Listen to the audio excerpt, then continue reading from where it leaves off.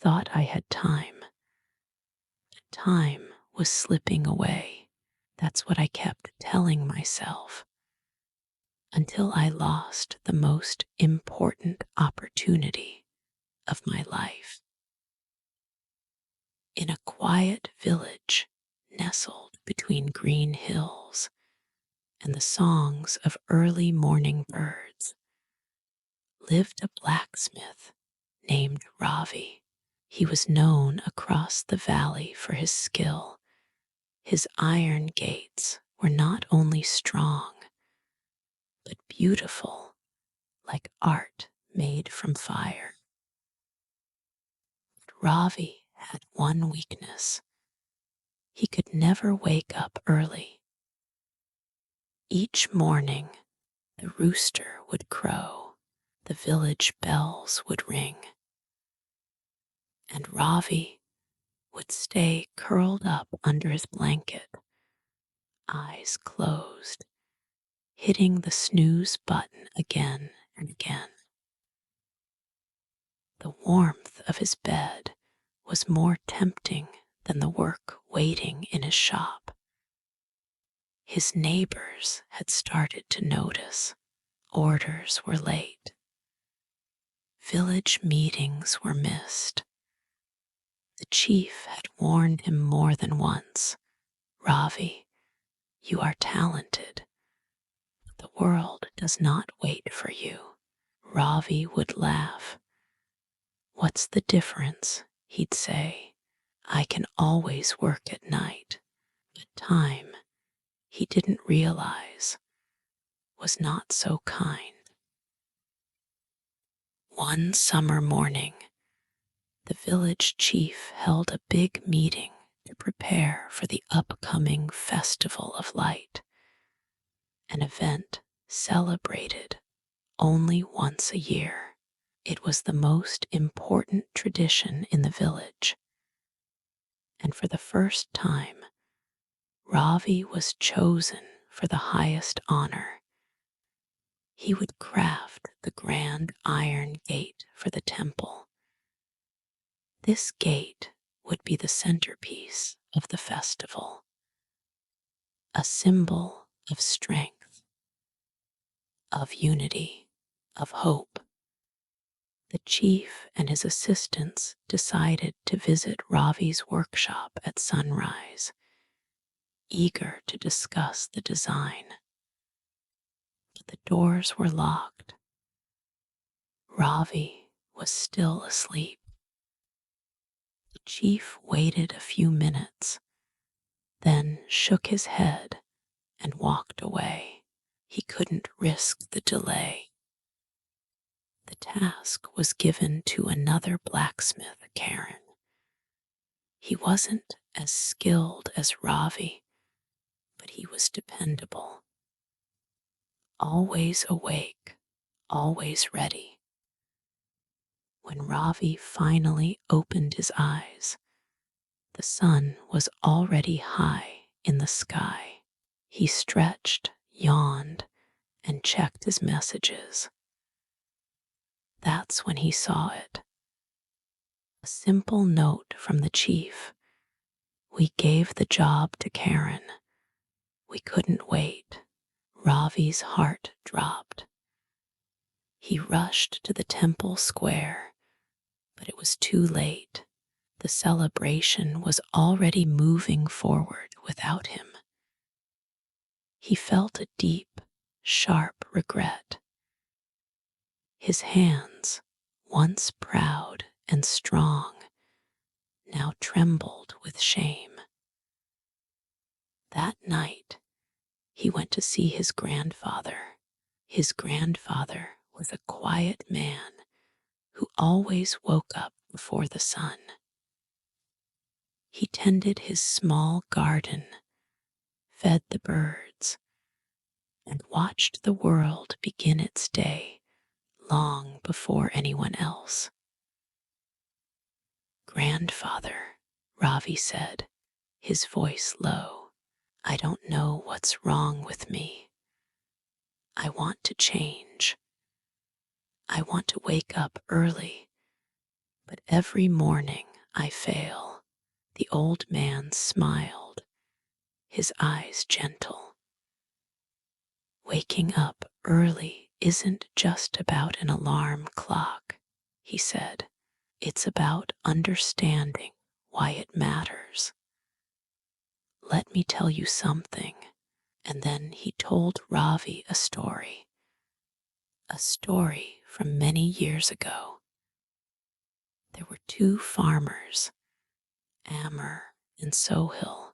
They lived side by side, owned the same amount of land, had the same tools, and even shared the same weather. But there was one difference. Amr woke up with the sun. Sohil woke up late. Amr would begin his work before the first light touched the sky.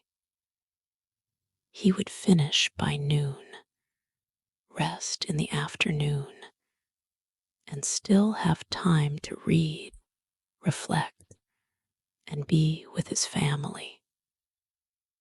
Sohil, however, rushed through his work under the hot midday sun. He often made mistakes, forgot tasks, and ended each day exhausted and frustrated. One year, a great storm arrived early.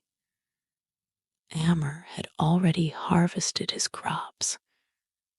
Sohil, he lost everything. Discipline, the grandfather said, isn't about being strict.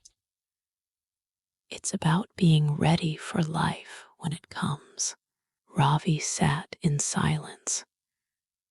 For the first time, he understood. It wasn't just about waking up. It was about not letting life pass by while he slept. That night, he did something different.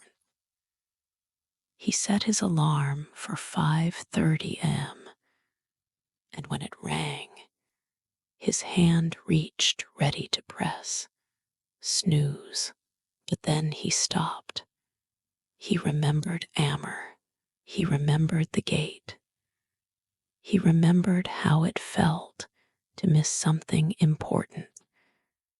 So he sat up, washed his face, stretched his body, and stepped outside.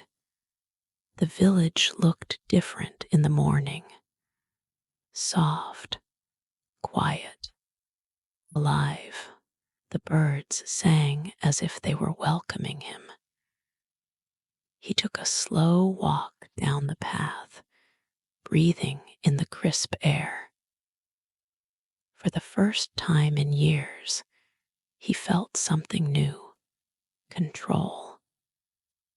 For the next few weeks, Ravi stuck to his new routine. He went to bed earlier. He avoided distractions. He started writing in a small notebook his morning log. The first days were hard. His body protested, but his heart was determined. Slowly, it became easier. His mornings became peaceful, his afternoons productive. Orders were finished on time. Villagers began to smile when they saw him open his shop before the rooster crowed.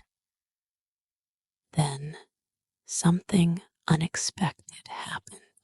The festival of light returned the next year. And this time, the chief came back not just with a task, with trust. Ravi, he said, this year we want you to create something even greater.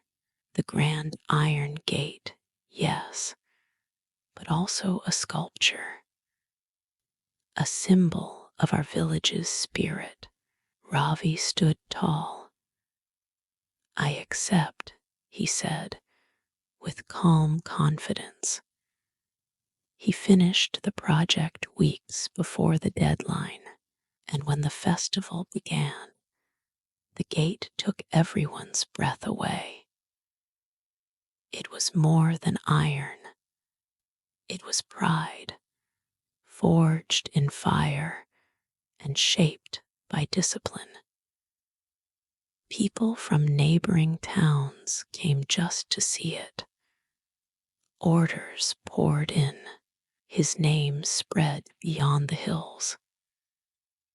And one evening, as the sun began to set, Ravi sat beside his grandfather once more. "Grandfather," he whispered, "now I understand. Waking up early isn't just a habit, it's how I found my life again." The old man smiled, tears forming in his eyes. "The morning sun," he said, "brings new chances. Those who rise with it walk beside opportunity.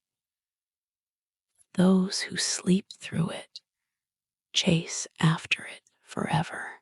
From that day on, Ravi never returned to his old ways. He became a legend in the village, not because of his talent, because of his choice. He chose to change, and that choice changed